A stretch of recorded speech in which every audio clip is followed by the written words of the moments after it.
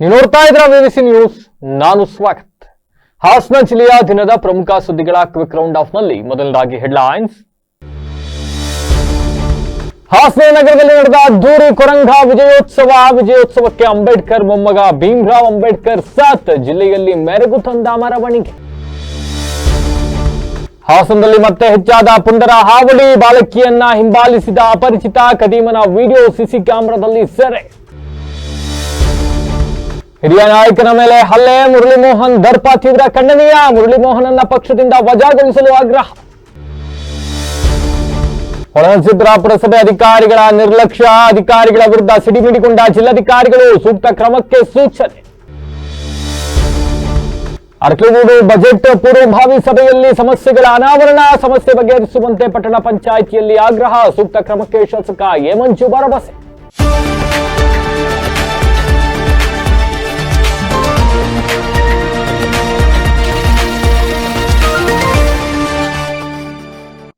ವಾರ್ತೆಗಳ ವಿವರ.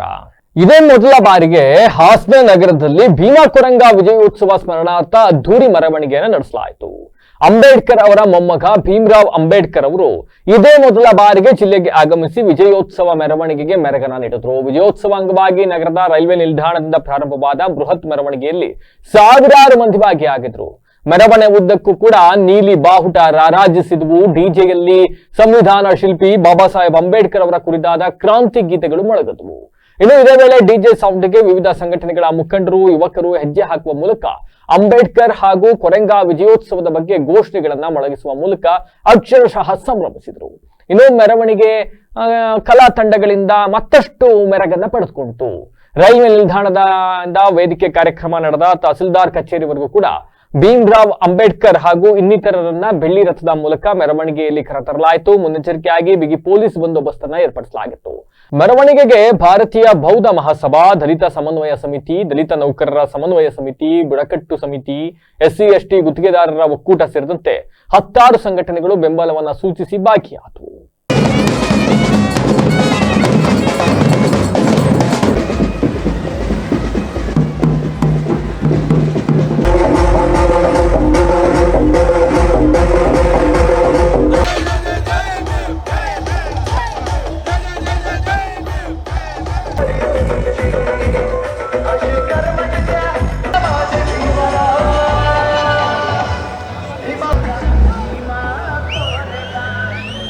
ಇನ್ನು ನಂತರ ನಡೆದ ವೇದಿಕೆ ಕಾರ್ಯಕ್ರಮದಲ್ಲಿ ಮಾತನಾಡಿದ ಸಂಸದ ಶ್ರೇಯಸ್ ಪಟೇಲ್, ಇಂದು ಸ್ವತಂತ್ರವಾಗಿ ಪ್ರತಿಯೊಬ್ಬರು ಕೂಡ ಬದುಕು ಕಟ್ಟಿಕೊಳ್ಳಲು ಬಾಬಾ ಸಾಹೇಬ್ ಅಂಬೇಡ್ಕರ್ ಅವರ ಪಾತ್ರ ಗಣನೀಯ.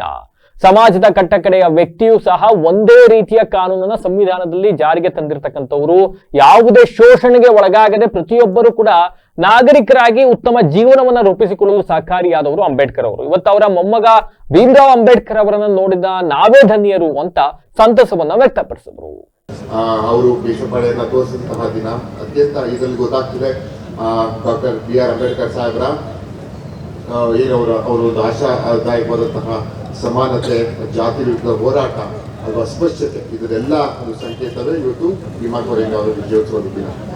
ಈ ದಿನದಂದು ನಿಮಗೆಲ್ಲ ಗೊತ್ತಿರುವಂಗೆ ಈ ದಿನದ ವಿಶೇಷತೆಯನ್ನ ನಮ್ಮ ಮುಂದಿನ ಯುವ ಪೀಳಿಗೆಗೆ ನಾವು ಮಾಡುವಂಥ ಕೆಲಸವನ್ನ, ಅವರಿಗೆ ತಿಳಿಯುವಂಥ ಕೆಲಸವನ್ನ ಮಾಡುವಂಥ ಜವಾಬ್ದಾರಿ ನಮ್ಮದಾಗಿರುತ್ತೆ.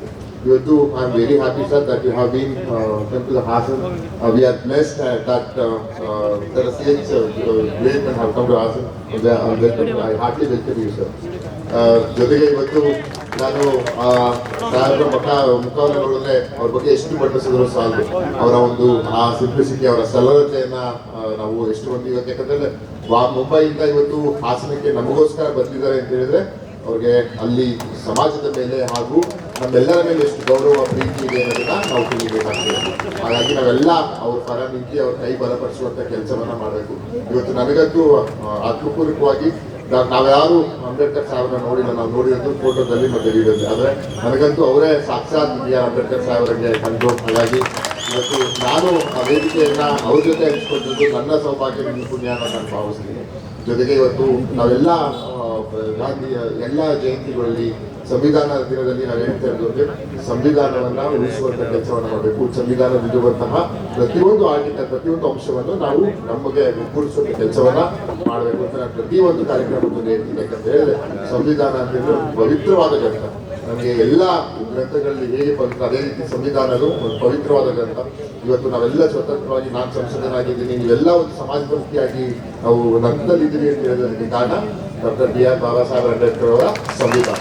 ಹಾಗಾಗಿ ಅದನ್ನ ಉಳಿವಿಗಾಗಿ, ಏಳಿಗೆಗಾಗಿ ಅದನ್ನ. ಇನ್ನು ಕಾರ್ಯಕ್ರಮದಲ್ಲಿ ಸಂವಿಧಾನ ಶಿಲ್ಪಿ ಅಂಬೇಡ್ಕರ್ ಅವರ ಮೊಮ್ಮಗ ಭೀಮರಾವ್ ಅಂಬೇಡ್ಕರ್ ಅವರು ಹಾಗೂ ನಿವೃತ್ತ DCP ಸಿದ್ದರಾಜು ಅವರು ಕೂಡ ಮಾತನಾಡಿದ್ರು.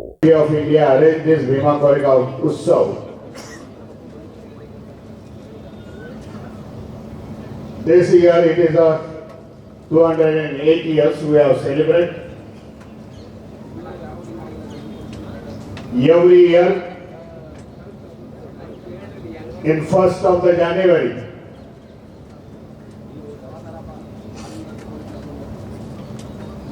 this time police department called me.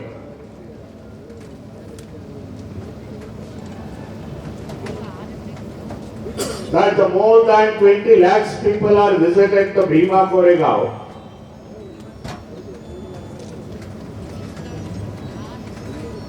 On 31st December, 1st January and 2nd January.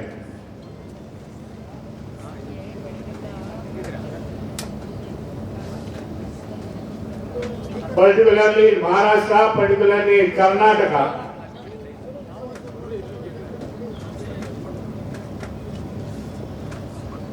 and all over the state of the India,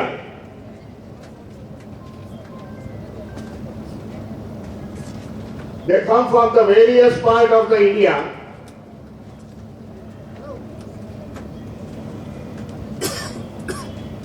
for the garland of the Bhima Koregaon. Remember this history, what our Bhar peoples fought on that time. The battle is happened in the 1st January 1888. One side there is the Peshwa, another side the Mahar community is there. Mahar soldier. ನಾಸಿಕ್ನ ಈ ಹೊಲದಲ್ಲಿ ಅವರು ಹೇಳ್ತಾರೆ, ನಾನು I cannot dye as A Hindu. ಮತ್ತೆ ಏನಾಗಿ ಸಾಯ್ತಾರೆ, ಏನಾಗಬೇಕು ಅಂತ ಹೇಳಿ ಜನಮಾನಸಕ್ಕೆ ತುಂಬಾ ಗೊಂದಲವಿದ್ದಂತ ಕಾಲದಲ್ಲಿ 21 ವರ್ಷಗಳ ತರುವಾಯ ಮಹಾರಾಷ್ಟ್ರದ ನಾಗಪುರದಲ್ಲಿ ಅಕ್ಟೋಬರ್ 14ನೇ ತಾರೀಕು 1956ನೇ ಇಸವಿಯಲ್ಲಿ ಅವರು ಬೌದ್ಧತ್ವವನ್ನು ಸ್ವೀಕಾರ ಮಾಡ್ತಾರೆ. ನಿಮ್ಗೆ ಅರಿವಿರಬೇಕು ಯಾಕೆ ಬೌದ್ಧತ್ವಕ್ಕೆ ಹೋದ್ರು ಅಂತ ಹೇಳಿದ್ರೆ, ಮೂಲದಲ್ಲಿ ಈ ನೆಲದ ವಾಸಿಗಳೆಲ್ಲರೂ ಕೂಡ ಬುದ್ಧರೇ ಆಗಿದ್ರು. ಹರಪ್ಪ ಮಹೆಂಜೋದಾರದ ಒಂದು ಸಂಸ್ಕೃತಿಯಿಂದ ಇಲ್ಲಿಯವರೆಗೆ ನಾಗ ಸಂಸ್ಕೃತಿಯವರೆಗೆ ಸಿದ್ಧನಾಗ, ನಾಗ ಅಂತಕ್ಕಂಥದ್ದು ಮರಾಠದಲ್ಲಿ ಹೇಳ್ತಕ್ಕಂಥ ಮಾತು, ಅದು ನಾಗ, ನಾಗ. ಆ ನಾಗಸ್ ಜನರು ನೀವೆಲ್ಲ ಯಾರು ಅಂತ ಹೇಳಿದ್ರೆ 6000 ಜಾತಿಗಳಾಗಿ ಒಡೆದು ಓಡಾಗಿರ್ತಕ್ಕಂಥ ಈ ಸಮುದಾಯವನ್ನ ಒಗ್ಗೂಡಿಸುವ ಕೆಲಸವನ್ನ ಭಾರತದ ಸಂವಿಧಾನ ಮಾಡಿತ್ತು. ಭಾರತದ ಸಂವಿಧಾನ ಹೊರತಾಗಿ ಯಾವ ಮಹಾಪುರುಷ ಮಹಾನುಭಾವ ಮಹಾತ್ಮ ಏನನ್ನೂ ಮಾಡಲಿಕ್ಕೆ ಸಾಧ್ಯ ಆಗಿರಲಿಲ್ಲ. ಅಲ್ಲಿಯವರೆಗೆ ನಮ್ಮ ಸ್ಥಿತಿ ಹೇಗಿತ್ತು ಅಂತ ಹೇಳಿದ್ರೆ, ಇವತ್ತು ಯಾಕೆ ಈ ಕೋರೆಗಾಂವ್ ವಿಜಯೋತ್ಸವವನ್ನು ನಾವು ಮಾಡ್ತೇವೆ ಅಂತ ಹೇಳಿದ್ರೆ, ಇಲ್ಲಿ ಕೇವಲ ಅವತ್ತು ಕತ್ತಿ ಹಿಡಿದು ಹೋರಾಟ ಮಾಡಿದ್ರು ಪೇಶ್ವೆ 28,000 ಅರಬರ 2,000 ಸೈನಿಕರನ್ನ ನಾಶ ಮಾಡಿ ಅವತ್ತು 12 ಗಂಟೆಗಳ ಕಾಲ ಹಸಿವೆಯಿಂದ 27 ಕಿಲೋಮೀಟರ್ ನಡೆದು ಬಂದ ಆ ಮಹಾರ್ ಸೈನಿಕರು. ಏನು ಮಹಾರ್ ಅಂತ ಹೇಳಿದ್ರೆ ಅವರ ಹಿನ್ನೆಲೆ ಏನು, ಅವರು ಏನನ್ನ ಮಾಡ್ತಾ ಇದ್ರು ಅಂತ ಹೇಳುವ ಕಣ್ತೆರೆಸುವ ಈ ಚಿಂತನ ಮಂಥನ ಸಭೆಯಲ್ಲಿ ಅವರ ಹೆಸರುಗಳು ಬೇರೆ ಬೇರೆ ರಾಜ್ಯಗಳಲ್ಲಿ ಬೇರೆ ಬೇರೆ ರೂಪದಲ್ಲಿ ಇದೆ. ಅಲ್ಲಿ ಮಹಾರ್ ಅಂತ ಹೇಳಿದ್ರೆ ಇಲ್ಲಿ ಹೊಲೇರ್ ಅಂತ ಹೇಳ್ಬೋದು. ಆಂಧ್ರದಲ್ಲಿ ಹೋದ್ರೆ ಏನ್ ಹೇಳ್ತಾರೆ, ಮಾಲಾ ಹೇಳ್ತಾರೆ. ಅದೇ ನಾವು ಪುಲಿಯ ಕೇರಳದಲ್ಲಿ ಹೋದ್ರೆ, ನಮ್ಮ ತಮಿಳುನಾಡಲ್ಲಿ ಹೋದ್ರೆ. ಕಾರ್ಯಕ್ರಮದಲ್ಲಿ ಆಚರಣಾ ಸಮಿತಿ ಅಧ್ಯಕ್ಷ HK ಸಂದೇಶ್, ಉಪಾಧ್ಯಕ್ಷರಾದ ಅಂಬುಗ ಮಲ್ಲೇಶ್, ಸೋಮಶೇಖರ್, ರಾಜಶೇಖರ್, ವೀರೇಶ್ ಹಿರೇಹಳ್ಳಿ, ನಾಗರಾಜ್ ಹೆತ್ತೂರು ಹಾಗೂ ಜಿಲ್ಲೆಯ ಎಲ್ಲಾ ಹಿರಿಯ ಮತ್ತು ಕಿರಿಯ ದಲಿತ ಮುಖಂಡರು ಸಹಸ್ರಾರು ಸಂಖ್ಯೆಯಲ್ಲಿ ಭಾಗವಹಿಸಿ ಕಾರ್ಯಕ್ರಮವನ್ನ ಯಶಸ್ವಿಗೊಳಿಸಿದರು. ಹಾಸನದಲ್ಲಿ ಪುಂಡರ ಹಾವಳಿ ನಿಲ್ತಾ ಇಲ್ಲ. ಹಾಸನದಲ್ಲಿ ಪುಂಡನೋರ್ವ ಬಾಲಕಿಯನ್ನ ಹಿಂಬಾಲಿಸಿ ಮನೆವರೆಗೂ ಕೂಡ ಬಂದು, ಮನೆಗೆ ಬಂದ ನಂತರವೂ ಕೂಡ ಆಕೆಗೆ ಸಿಗ್ನಲ್ ಅನ್ನ ಕೊಟ್ಟು ಎಚ್ಚರಿಕೆ ಕೊಟ್ಟು ಹೋಗಿರ್ತಕ್ಕಂಥ ಆತಂಕಕಾರಿ ಬೆಳವಣಿಗೆ ನಡೆದಿದೆ. ಹಾಸನದಲ್ಲಿ ಪುಂಡನೊಬ್ಬ ಈ ತರ ಕಾಟ ಕೊಟ್ಟಿರ್ತಕ್ಕಂಥದ್ದು. ಶಾಲೆಯಿಂದ ಮನೆಗೆ ಬರ್ತಾ ಇದ್ದ ಬಾಲಕಿಯನ್ನ ಪುಂಡರು ಹಿಂಬಾಲಿಸಿದ್ದಾರೆ. ಶಾಲಾ ಬಾಲಕಿಯೊಬ್ಳು ಶಾಲಾ ವಾಹನದಿಂದ ಕೆಳಗಿಳಿದು ಮನೆ ಹತ್ತಿರ ಬರುವಾಗ ಅಪರಿಚಿತ ಯುವಕನೊಬ್ಬ ಫಾಲೋ ಮಾಡಿದ್ದಾನೆ. ಯುವಕನನ್ನ ನೋಡಿದ ಬಾಲಕಿ ಕಿರುಚಾಡಿದ ಘಟನೆ ನಡೆದಿದೆ. ಅಂಡ್ ಕೂಡಲೇ ಅದೃಷ್ಟವಶಾತ್ ಮನೆ ಅಲ್ಲೇ ಹತ್ತಿರದಲ್ಲಿದ್ದಂತ ಸಂದರ್ಭದಲ್ಲಿ ಯುವತಿ ಹೋಗಿ ಮನೆಯ ಗೇಟ್ ಬಾಗಿಲನ್ನ ಹಾಕೊಂಡಿದ್ದಾಳೆ. ಈ ಸಂದರ್ಭದಲ್ಲಿ ಆತ ಕೈ ಸನ್ನೆಯನ್ನ ಮಾಡಿರ್ತಕ್ಕಂಥದ್ದು. ಅದಕ್ಕೆ ಯುವತಿ ಪ್ರತಿರೋಧವನ್ನ ವ್ಯಕ್ತಪಡಿಸಿರ್ತಕ್ಕಂಥದ್ದು. ಇವೆಲ್ಲವೂ ಕೂಡ ಸಿಸಿ ಕ್ಯಾಮೆರಾದಲ್ಲಿ ಸೆರೆಯಾಗಿರ್ತಕ್ಕಂಥದ್ದು. ಪೆನ್ಷನ್ ಮಾಲ ಪೊಲೀಸ್ ಠಾಣಾ ವ್ಯಾಪ್ತಿಯಲ್ಲಿ ಪ್ರಕರಣ ದಾಖಲಾಗಿದೆ. ಅವ್ನು ಯಾವನು ಇಡಿಯಟ್ ಎಳಕ ಬಂದು ಕೈಕಾಲು ಮುರಿದಾಕಿ ನಾಳೆ ಯಾರು ಈ ತರದ ಕೆಲಸ ಮಾಡಬಾರ್ದು. ಎಲ್ಲಿದ್ದೀವ್ರಿ ನಾವು? ಹಾಸನದಲ್ಲಿ ಹಾಡಾಗಲೇ ಇವತ್ತು ಬಾಲಕಿಯರು ಯುವತಿಯರು ಓಡಾಡಕ್ಕಾಗ್ತಾ ಇಲ್ಲ. ಫಾಲೋ ಮಾಡ್ಕೊಂಡ್ ಬರ್ತೀರಿ, ಮನೆಯವ್ರಿಗೂ ಫಾಲೋ ಮಾಡ್ಕೊಂಡ್ ಬಂದು ಸಿಗ್ನಲ್ ಮಾಡಿ ಎಚ್ಚರಿಕೆ ಕೊಟ್ಟು ಹೋಗ್ತೀರಿ ಅನ್ನೋದಾದ್ರೆ ಲಾ ಅಂಡ್ ಆರ್ಡರ್ ಕತೆ ಏನ್ರಿ? ಒಂದು ಸೌಜನ್ಯ ಸಾವಿಗೆ ನ್ಯಾಯ ಬೇಕು ಅಂತ ನಾವು ಇವತ್ತವರೆಗೂ ಹೋರಾಡ್ತಾ ಇದ್ದೀವಿ. ದಶಕಗಳು ಕಳೆದ್ರು ಕೂಡ ಇನ್ನೂ ಅದಕ್ಕೊಂದು ನ್ಯಾಯ ಕೊಡ್ಸಕ್ಕಾಗ್ತಾ ಇಲ್ಲ. ಇಂತಹದ್ರಲ್ಲಿ ಶಾಲೆ ಮುಗಿಸ್ಕೊಂಡು ಮನೆಗೆ ಬರ್ತಾ ಇರ್ತಕ್ಕಂಥ ಶಾಲಾ ಬಾಲಕಿಯನ್ನ ಫಾಲೋ ಮಾಡ್ತಾನೆ ಒಬ್ಬ ಯುವಕ ಅನ್ನೋದಾದ್ರೆ ಅದು ಹಾಡಗಲೆ. ನೂತನ ಜಿಲ್ಲಾ ಪೊಲೀಸ್ ವರಿಷ್ಠಾಧಿಕಾರಿಗಳು ಶುಭನ್ವಿತ ಹಾಸನಕ್ಕೆ ಜಿಲ್ಲಾ ಪೊಲೀಸ್ ವರಿಷ್ಠಾಧಿಕಾರಿಯಾಗಿ ಬಂದಿದ್ದಾರೆ. ಹೊಸತು ಹಾಸನ ಜಿಲ್ಲೆ ಫೈನ್. ಬಟ್ ಇಂಥವರಿಗೆ ಇವರ ಅವಧಿಯಲ್ಲಾದರೂ ಇಂತಹ ಪುಂಡಾಟಿಕೆಗಳಿಗೆ ಬ್ರೇಕ್ ಬೀಳುತ್ತೆ ಅಂತ ನಾವು ನಂಬಿದ್ದೀವಿ. ಒಂದಿಷ್ಟು ಕಾಲಾವಕಾಶ ಬೇಕಾಗುತ್ತೆ ನೂತನ SP ಅವರಿಗೆ. ಅಂಡ್ ಈ ವಿಷಯದಲ್ಲಿ ಒಬ್ಬರಿಗೆ ಕೊಟ್ಟಂತ ಶಿಕ್ಷೆ ಮತ್ತೊಬ್ಬರಿಗೆ ಮಾದರಿ ಆಗಬೇಕು. ನಾಳೆ ಯಾವನು ಈ ತರದೊಂದು ಯೋಚನೆ ಮಾಡಕ್ ಹೆದರ್ಕೊಂಬೇಕು, ಆ ತರ ಶಿಕ್ಷೆ ಕೊಡಬೇಕು.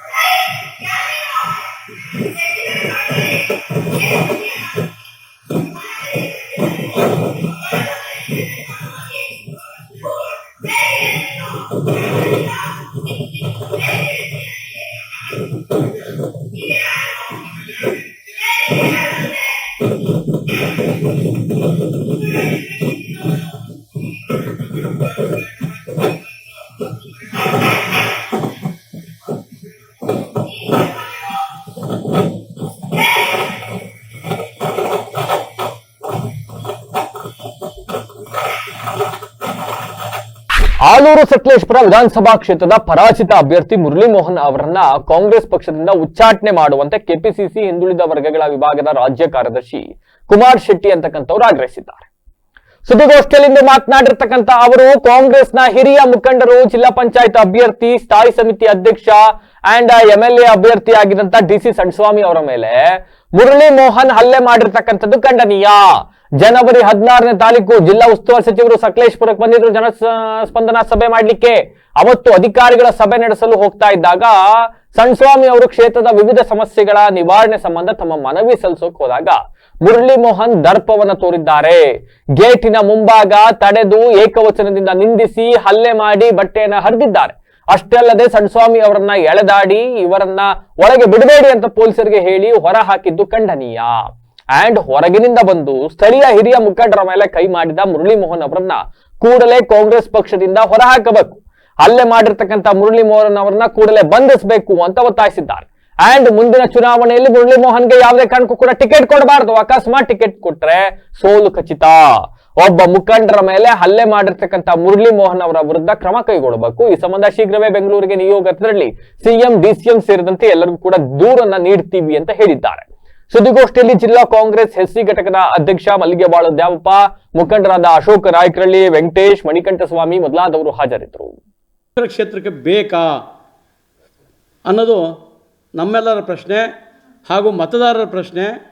ಮತದಾರರು ಕೂಡ ನಮಗೆ ಫೋನ್ ಮಾಡಿ ಏನಪ್ಪ ಯಾರು ಅವನ ವ್ಯಕ್ತಿ, ಯಾಕೆ ಕ್ಷೇತ್ರಕ್ಕೆ ಬಂದ, ನೀವೆಲ್ಲ ಏನು ಮಾಡ್ತಿದ್ದೀರಿ, ನಿಮ್ಮ ಹೈಕಮಾಂಡ್ ಏನು ಮಾಡ್ತಾ ಇದೆ ಅಂತ ನಮಗೆ ಪ್ರಶ್ನೆ ಮಾಡ್ತಾ ಇದ್ದಾರೆ. ಸೊ ಈ ವ್ಯಕ್ತಿ ಪಕ್ಷದ ಸಂಘಟನೆ ಮಾಡಲಿಕ್ಕೋಸ್ಕರ ಬಂದಿಲ್ಲ. ಅಧಿಕಾರಿಗಳನ್ನ ಹೆದರಿಸಿ ಬೆದರಿಸಿ ಹಣ ವಸೂಲಿ ಮಾಡೋದು, ವರ್ಗಾವಣೆ ದಂಧೆಯನ್ನು ಮಾಡೋದು ಈತನ ಮುಖ್ಯ ಉದ್ದೇಶವೇ ಹೊರತು ಪಕ್ಷದ ಹಿತಚಿಂತನೆಯ ಬಗ್ಗೆ ಯೋಚನೆ ಮಾಡಿಲ್ಲ. ಪಕ್ಷ ಈ ವ್ಯಕ್ತಿಯಿಂದ ಪಕ್ಷಕ್ಕೆ ನಷ್ಟವೇ ಹೊರತು ಲಾಭ ಏನೂ ಇಲ್ಲ. ಇವತ್ತು ಸಕಲೇಶ್ವರ ಕ್ಷೇತ್ರನ ಅನೇಕ ಜನ ಪ್ರತಿನಿಧಿಸಿದ್ದಾರೆ. ನಮ್ಮ ಪಕ್ಷದ ನಮ್ಮ ಸಿದ್ದಯ್ಯನವರು ಎಂಥ ಒಳ್ಳೆಯ ವ್ಯಕ್ತಿ, ಡಿ ಮಲ್ಲೇಶ್ ಅವರು. ಸೊ ಪಕ್ಷಾತೀತವಾಗಿ ಹೇಳಬೇಕು ಅಂತಂದರೆ ಎಚ್ ಕೆ ಕುಮಾರಸ್ವಾಮಿಯವರು 3 ಸಲ ಗೆದ್ದಿದ್ದಾರೆ. ಆ ಮನುಷ್ಯ ಕಪ್ಪು ಚುಕ್ಕೆ ಇಲ್ಲದ ಹಾಗೆ ಕ್ಷೇತ್ರವನ್ನು ಪ್ರತಿನಿಧಿಸಿ ಗೆದ್ದು ಇವತ್ತು ವಿಶ್ವಾಸ ಗಳಿಸಿದ್ದಾರೆ. ಜೊತೆಗೆ ಸಕಲೇಶ್ವರ ಕ್ಷೇತ್ರ ತುಂಬ ಸೂಕ್ಷ್ಮವಾದ ಕ್ಷೇತ್ರ, ಅನೇಕ ಸಮಸ್ಯೆಗಳಿದೆ ಕ್ಷೇತ್ರದಲ್ಲಿ, ಅದನ್ನು ಬಗೆಹರಿಸಬೇಕೇ ವಿನಃ ಇಂಥ ವ್ಯಕ್ತಿ ಪಕ್ಷದ ಅಹಿತಕರ ಚಟುವಟಿಕೆಗಳಿಗೆ ಮುಂದಾಗ್ತಾರೆ. ಕಾಂಗ್ರೆಸ್ ನಿಷ್ಠಾವಂತ ಕಾರ್ಯಕರ್ತರ ಮೇಲೆ ದೌರ್ಜನ್ಯ ಸಿಗ್ತಾರೆ ಅಂತಂದರೆ ನಮ್ಮ ಹೈಕಮಾಂಡು ಇವನ್ನ ಉಚ್ಚಾಟಿಸಬೇಕು, ಪೊಲೀಸ್ ಇಲಾಖೆಯವರು ಇವನ್ನ ಬಂಧಿಸಬೇಕು ಅಂತ ಈ ಸಂದರ್ಭದಲ್ಲಿ ಪತ್ರಿಕಾ ಪ್ರಕಟಣೆ ಮುಖಾಂತರ ತಿಳಿಸ್ತಾ ಇದ್ದೇನೆ. ನಾಗರಿಕ ಸೇವೆಗಳ ಸಮರ್ಪಕತೆಗೆ ಪುರಸಭೆ ನಿರ್ಲಕ್ಷ್ಯ ತಾಳಿರ್ತಕ್ಕಂಥದ್ದನ್ನ ಖಂಡಿಸಿ ಸಿಡಿಮಿಡಿಗೊಂಡಿದ್ದಾರೆ ಜಿಲ್ಲಾಧಿಕಾರಿ ಕೆ.ಎಸ್. ಲತಾ ಕುಮಾರಿ ಅವರು. ಎಲ್ಲಿ? ಹೊಳೆನರಸೀಪುರದಲ್ಲಿ ಅಧಿಕಾರಿಗಳಿಗೆ ತೀವ್ರ ತರಾಟೆಯನ್ನು ತೆಗೆದುಕೊಂಡಿದ್ದಾರೆ. ಹೊಳೆನರಸೀಪುರ ಪಟ್ಟಣಕ್ಕೆ ದಿಢೀರ್ ಭೇಟಿ ನೀಡಿದ ಅವರು ಪುರ ಪ್ರದಕ್ಷಿಣೆಯನ್ನ ನಡೆಸಿ ಹಲವು ವಿವಾದಿತ ಸ್ಥಳಗಳ ಪರಿಶೀಲನೆಯನ್ನ ನಡೆಸಿದರು. ನಂತರ ತಾಲೂಕು ಕಚೇರಿಯಲ್ಲಿ ಕುಳಿತು ಜನರ ದೂರು ಪಡೆದ ಕೆಲವರನ್ನ ಸ್ಥಳದಲ್ಲಿಯೇ ಪರಿಹಾರವನ್ನ ಸೂಚಿಸಿದ್ರು. ಅಧಿಕಾರಿಗಳಿಗೆ ಎಚ್ಚರಿಕೆಯನ್ನ ನೀಡಿದ್ರು. ಒಳಚರಂಡಿ ಅವ್ಯವಸ್ಥೆ ಬಗ್ಗೆ ಸಾಕಷ್ಟು ದೂರುಗಳು ಕೇಳಿ ಬರ್ತಾ ಇದ್ದಾವೆ. UGD ನದಿಗೆ ಹರಿತಾ ಇರತಕ್ಕಂಥ ಪರಿಣಾಮ ನೀರು ಕಲುಷಿತ ಆಗಿರ್ತಕ್ಕಂಥದ್ದು. ಇದರ ವಿರುದ್ಧ ಅಧಿಕಾರಿಗಳಿಗೆ ಎಚ್ಚರಿಕೆಯನ್ನ ನೀಡಿದ್ರು, ಸರಿಪಡಿಸಬೇಕು ಅಂತ ಹೇಳಿದ್ರು. ಪಟ್ಟಣದಲ್ಲಿ ಪೊಲೀಸ್ ಮತ್ತೆ ತಾಲೂಕು ಆಡಳಿತ ಒಟ್ಟಾರೆ ಕಾರ್ಯಕ್ರಮವನ್ನು ರೂಪಿಸಿ ವ್ಯಾಪಾರ ಆಯಕಟ್ಟಿನ ಸ್ಥಳಗಳಲ್ಲಿ ವಾಹನ ಪಾರ್ಕಿಂಗ್ ಬಗ್ಗೆ ಒಂದಿಷ್ಟು ಎಚ್ಚರಿಕೆಯನ್ನ ವಹಿಸಬೇಕು, ಅಡ್ಡಾದಿಡ್ಡಿ ವಾಹನ ನಿಲುಗಡೆ ಬಗ್ಗೆ ಕ್ರಮ ಕೈಗೊಳ್ಳಬೇಕು ಅಂತ ಹೇಳಿ ಇನ್ಸ್ಪೆಕ್ಟರ್ ಅಭಿಜಿತ್ ಅವರಿಗೆ ಆದೇಶಿಸಿದ್ರು. ಇನ್ನು ಕಂದಾಯ ಇಲಾಖೆ ಹಲವು ವರ್ಷಗಳಿಂದ ಕಣ್ಮುಚ್ಚಿ ಕುಳಿತು ತಾಲೂಕಿನ ಕಲ್ಲಡ್ಡೆ ಬೋರೆ ಅಂತಕ್ಕಂಥ ಕಾವಲು ಅರಣ್ಯ ಪ್ರದೇಶದಲ್ಲಿ ನಿಯಮಬಾಹಿರವಾಗಿ ಕ್ರಷರ್ ಏನೋ ಮಾಡ್ಕೊಂಡಿದ್ದಾರೆ ಅಂತ ಒಂದಿಷ್ಟು ದೂರು ಬಂತು. ಇನ್ನು 15 ದಿವಸಗಳ ಒಳಗಾಗಿ ಅದರ ಬಗ್ಗೆ ವರದಿ ನೀಡುವಂತೆ ಕೂಡ ಅಧಿಕಾರಿಗಳಿಗೆ ಸೂಚನೆಯನ್ನ ನೀಡಿತು. ಇನ್ನು ಪಟ್ಟಣದ ಹಲವು ದಿನಗಳಿಂದ ವಿವಾದಿತ ಸೃಷ್ಟಿಸತಕ್ಕಂಥ ಬುದ್ಧ ವಿಹಾರ ತಾತ್ಕಾಲಿಕ ಟೆಂಟ್ ಸ್ಥಳಕ್ಕೆ ಜಿಲ್ಲಾಧಿಕಾರಿಗಳು ಭೇಟಿಯನ್ನ ನೀಡಿದ್ರು. ಕೃಷಿ ಇಲಾಖೆಗೆ ಒಳಪಟ್ಟಿರ್ತಕ್ಕಂಥ ಜಾಗ ಹಾಗೂ ರಾಜ್ಯ ಸರ್ಕಾರಿ ನೌಕರರ ಭವನಕ್ಕೆ ಮೀಸಲಿಟ್ಟ ಜಾಗದಲ್ಲಿ ಬುದ್ಧ ವಿಹಾರ ತಾತ್ಕಾಲಿಕ ಟೆಂಟ್ ಹಾಕಿರ್ತಕ್ಕಂಥ ಬುದ್ಧ ಅನುಯಾಯಿಗಳು ಅನುಪಯುಕ್ತ ಸ್ಥಳವನ್ನ ಧ್ಯಾನ ಮಂದಿರ ನಿರ್ಮಾಣಕ್ಕೆ ಮಂಜೂರು ಮಾಡಿಕೊಡಲು ಮನವಿಯನ್ನು ಸಲ್ಲಿಸಿದರು. ಇನ್ನು ಇದೇ ವೇಳೆ ತಹಸೀಲ್ದಾರ್ ರೇಣುಕುಮಾರ್, ಕೃಷಿ ಇಲಾಖೆ ಅಧಿಕಾರಿ ಸ್ವಪ್ನ, THO ಡಾಕ್ಟರ್ ರಾಜೇಶ್, ಸಹಾಯಕ ನಗರ ಕೋಶಾಧಿಕಾರಿ, ರಾಜಸ್ವ ನಿರೀಕ್ಷಕರು, ಕಂದಾಯ ಇಲಾಖೆ ಅಧಿಕಾರಿಗಳೆಲ್ಲ ಹಾಜರಿದ್ದರು.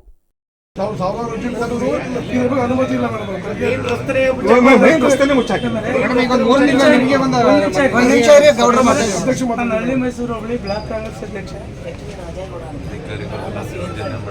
ನಮ್ಮ ಊರು ಪಕ್ಕದಲ್ಲಿ ನಮ್ಮ ಜಮೀನಿಗೂ ಕ್ರಷರ್ಗೂ 10 ಕಿಲೋಮೀಟರ್, ಒಂದೇ ಒಂದು 10 ಇಲ್ಲಿವರೆಗೆ 4 ಕ್ರಷರ್ ಉಂಟು.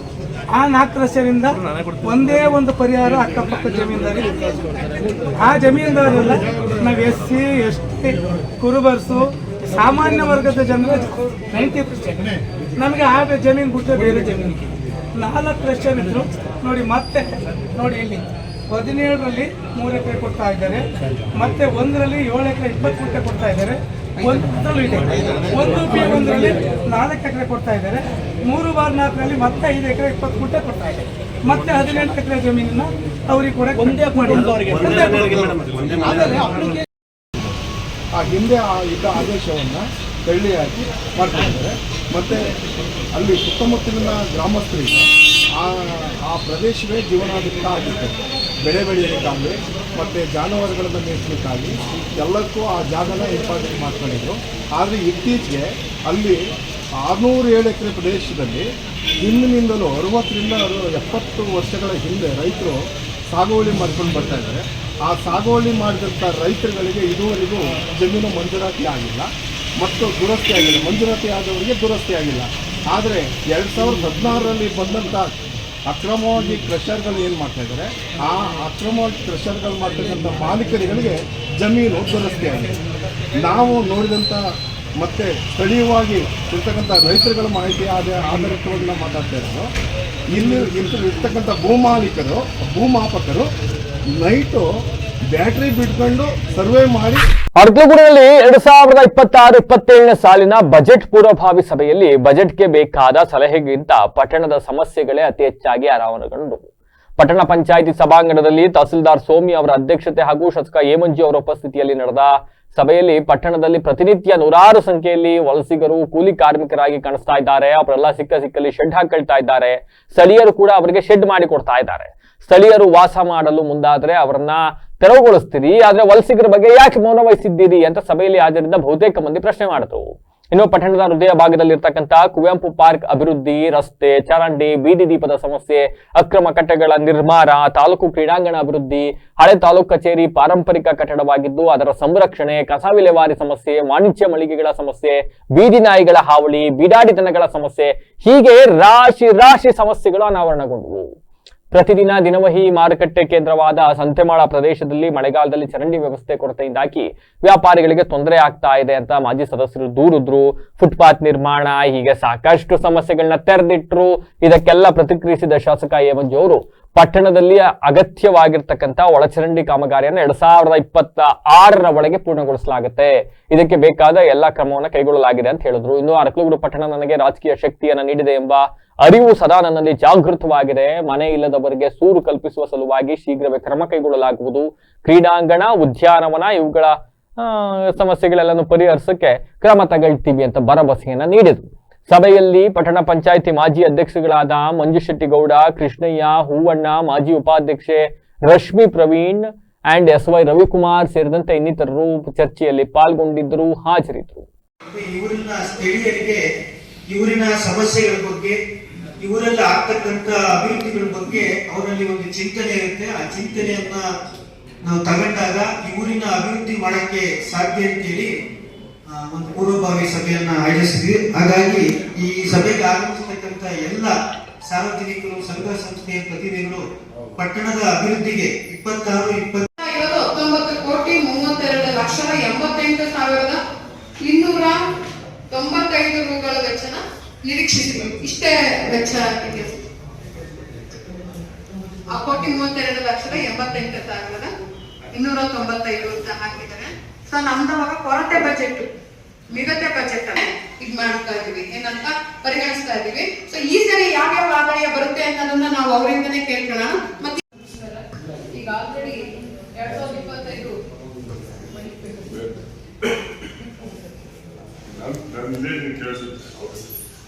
ಈಗಾಗಲೇ ಪಟ್ಟಣ ಪಂಚಾಯತಿ ಮುಖ್ಯಾಧಿಕಾರಿಗಳ ಸಭೆ ಆರಂಭಿಸಿ ಆಯವ್ಯಯ ಪಟ್ಟಿಯಲ್ಲಿ ಯಾವ್ದು ಅಂದ್ರೆ ನಮಗೆ ಬರ್ತಕ್ಕಂಥ ಆದಾಯ ಯಾವುದು ಮತ್ತೆ ವೆಚ್ಚದ ವಿವರಗಳು ಯಾವ್ಯಾವ್ದು ಅಂತ ಹೇಳ್ಬಿಟ್ಟು ಒಂದು ಪಟ್ಟಿನ ಆಲ್ರೆಡಿ ಕೊಟ್ಟಿದ್ದಾರೆ. ಅದರಂತೆ ನಮಗೆ ಒಟ್ಟು ಆದಾಯ ಬಂದು 18,18,26,567 ರೂಪಾಯಿಗಳ ಆದಾಯನ ನಿರೀಕ್ಷಿಸಿದೆ. ಇಷ್ಟೇ ಆಯ್ತಾ ಸರ್? ಅಲ್ಲ, ಇಷ್ಟು ಕಲೆಕ್ಟ್ ಆಯ್ತಾ? ದೊಡ್ಡ ಸಮಸ್ಯೆ ಆಗಿದೆ. ಅವರು ಆಟ ಬಂದ್ಬಿಟ್ಟು ಬೀದಿ ಇದ್ರೆ ಪಕ್ಕದಲ್ಲೇ ನಿಲ್ಸಲ್ಲ, ಅದರಿಂದ ಆಕ್ಸಿಡೆಂಟ್ ಆಗಿದೆ. ಅದು ಅವ್ರಿಗೊಂದು ಕಡೆ ವ್ಯವಸ್ಥೆ ಮಾಡಿಕೊಟ್ರೆ ಸೈಡ್ಗಳಲ್ಲಿ ಅಲ್ಲಿಂದ ಈಚೆ ಬರಬಾರ್ದು ಅಂತ ಇದು ಮಾಡಿದ್ರೆ ಅದೊಂದು ಪರಿಹಾರ ಆಗುತ್ತೆ. ಇನ್ನೊಂದೇನಂದ್ರೆ ಇದು ದೀಪ ಇದೆಯಲ್ಲ, ಅದು ದೊಡ್ಡ ಸಮಸ್ಯೆ. ಏನಂದ್ರೆ ಅವ್ನು ಕಾಂಟ್ರಾಕ್ಟ್ ತಗೊಂಡಿರೋನು ನಾನು ಕಾಂಟ್ರಾಕ್ಟೇ ತಗೊಂಡಿಲ್ಲ ಅಂತಾನೆ. ಫೋನ್ ಮಾಡಿದ್ರೆ ಅಲ್ಲಿ ಬಡಗರ ಬೀದಿಗೆ ಒಂದು ಸಾವಾಗಿತ್ತು, ಒಂದು ಲೈಟ್ ಇಲ್ಲ, ಇವತ್ತು ಗಂಟನೂ ಇಲ್ಲ, ಹೆಚ್ಚು ಕಡಿಮೆ ಒಂದು ತಿಂಗಳಾಗಿದೆ. ಇವಾಗ ಗಂಟ ಒಂದು ಲೈಟ್ ಹಾಕ್ತಾ ಇಲ್ಲ. ಇನ್ನೊಂದು ಅವರು ಇದ್ರೆ ಲೈಟ್ ಇದೆಯಲ್ಲ ಇದು ಮತ್ತೆ ನೀವು ನೆಕ್ಸ್ಟ್ ಬಾಕಿ ಅವ್ರಿಗೆ ಜಾಗ ವಾಸಿಸಿಕೊಳ್ತಕ್ಕಂತ ಒಂದು ಕೆಲಸ ಮಾಡಬಹುದು. ಒಂದು ಶಾಸಕರು ಮನಸ್ಸು ಮಾಡಿದ್ರೆ ಅಷ್ಟು ಒಂದು 200 ಮೀಟರ್ ಡೆಸ್ಕ್ಟಾಪ್ ಖಾಲಿ ಜಾಗ ಐತೆ, ಅದು ಅನಾವಶ್ಯಕತೆ ಕೊಟ್ಟಿದೆ. ಅಂತದನ್ನ ಡೆವಲಪ್ಮೆಂಟ್ ಮಾಡಿದ್ರೆ ಈಗ ನಮ್ಗೆ ಬೀದಿ ವ್ಯಾಪಾರದವರು ಸಮಸ್ಯೆ ಎದುರಿಸ್ತಾ ಇದ್ವಿ, ಅದಕ್ಕೆ ಅವ್ರಿಗೆ ಅನುಕೂಲ ಆಗುತ್ತೆ. ಅದೇ ರೀತಿ ನಮ್ಮ ಪಾರ್ಕ್ ಇಂದ ಡೈರೆಕ್ಟ್ ನಮ್ಮ ಕೆರೆವರೆಗೂ ಕೂಡ ಅಗಲವಾಗಿ ಅಥವಾ ಕಾಂಕ್ರೀಟ್ ರಸ್ತೆಯನ್ನು ಮಾಡಿಸಿದ್ವಿ. ಆ ಒಂದು ಈಗ ಏರಿ ಸಾರಿಗೇರಿ ಮುಖ್ಯ ರಸ್ತೆಯಿಂದ ಆ ಕೆರೆ ಒಂದು ಭಾಗದವರೆಗೆ ಒಂದು ಅಗಲೀಕರಣ ರಸ್ತೆಯಾಗಿ ಆ ಏರಿಯಾದ ಅಗಲ ಮಾಡ್ಬೇಕಂದ್ರೆ ಹಿರಿಯರು ಮತ್ತು ಮಕ್ಕಳು ಶನಿವಾರ ಭಾನುವಾರ ಆಡ್ತಕ್ಕಂತ ಒಂದು ಬಾಟ್ ವ್ಯವಸ್ಥೆ ಮಾಡಿ ಅಲ್ಲಿ ಈಗ ಮತ್ತೊಮ್ಮೆ ಹೆಡ್ಲೈನ್ಸ್. ಹಾಸನ ನಗರದಲ್ಲಿ ನಡೆದ ಅದ್ದೂರಿ ಕೊರಂಗ ವಿಜಯೋತ್ಸವಕ್ಕೆ ಅಂಬೇಡ್ಕರ್ ಮೊಮ್ಮಗ ಭೀಮರಾವ್ ಅಂಬೇಡ್ಕರ್ ಸಾತ್ ಜಿಲ್ಲೆಯಲ್ಲಿ ಮೆರುಗು ತಂದ ಮೆರವಣಿಗೆ. ಹಾಸನದಲ್ಲಿ ಮತ್ತೆ ಹೆಚ್ಚಾದ ಪುಂಡರ ಹಾವಳಿ, ಬಾಲಕಿಯನ್ನ ಹಿಂಬಾಲಿಸಿದ ಅಪರಿಚಿತ, ಕದೀಮನ ವಿಡಿಯೋ ಸಿಸಿ ಕ್ಯಾಮೆರಾದಲ್ಲಿ ಸೆರೆ. ಹಿರಿಯ ನಾಯಕನ ಮೇಲೆ ಹಲ್ಲೆ, ಮುರಳಿ ಮೋಹನ್ ದರ್ಪ ತೀವ್ರ ಖಂಡನೀಯ, ಮುರಳಿ ಮೋಹನ್ ಪಕ್ಷದಿಂದ ವಜಾಗೊಳಿಸಲು ಆಗ್ರಹ. ಹೊಳಸಿದ್ರಾ ಪುರಸಭೆ ಅಧಿಕಾರಿಗಳ ನಿರ್ಲಕ್ಷ್ಯ, ಅಧಿಕಾರಿಗಳ ವಿರುದ್ಧ ಸಿಡಿಮಿಡಿಗೊಂಡ ಜಿಲ್ಲಾಧಿಕಾರಿಗಳು, ಸೂಕ್ತ ಕ್ರಮಕ್ಕೆ ಸೂಚನೆ. ಅರಕಲಗೂಡು ಬಜೆಟ್ ಪೂರ್ವಭಾವಿ ಸಭೆಯಲ್ಲಿ ಸಮಸ್ಯೆಗಳ ಅನಾವರಣ, ಸಮಸ್ಯೆ ಬಗೆಹರಿಸುವಂತೆ ಪಟ್ಟಣ ಪಂಚಾಯಿತಿಯಲ್ಲಿ ಆಗ್ರಹ, ಸೂಕ್ತ ಕ್ರಮಕ್ಕೆ ಶಾಸಕ ಎ ಮಂಜು ಭರವಸೆ. ಇದಾಗಿ ತುತ್ತಿನ ವಿಶೇಷ. ನಿರಂತರ ಸುದ್ದಿಗಾಗಿ ನೋಡ್ತಾ ಇರಿ BBC ಟಿವಿ, ಸತ್ಯದ ಕಡೆ ನಮ್ಮ ನಡೆ.